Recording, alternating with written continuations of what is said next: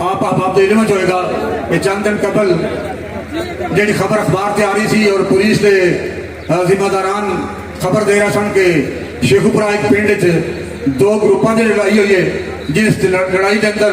ایک شخص جاں بحق ہو گیا۔ بھائی وہاں کوئی دو گروپوں کی لڑائی نہیں،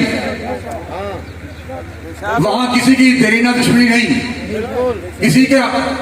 درمیان قتل و غارت کا بازار گرم نہیں ہوا، نہ کسی کی ذاتی دشمنی ہے۔ وہاں صرف اور صرف اسلام اور کفر کی جنگ ہے۔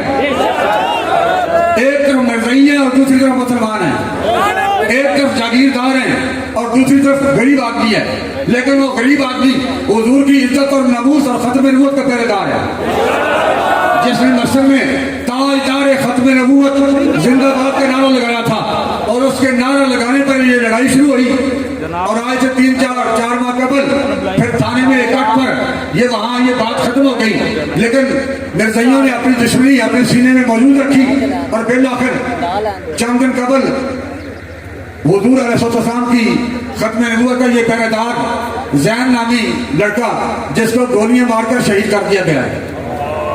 اور اس کے بعد ظلم یہ ہے کہ ایف آئی آر کچھ اور بتا رہی ہے، اور پولیس کی تفتیش اور ڈاکٹروں کی رپورٹ کچھ اور بتا رہی ہے۔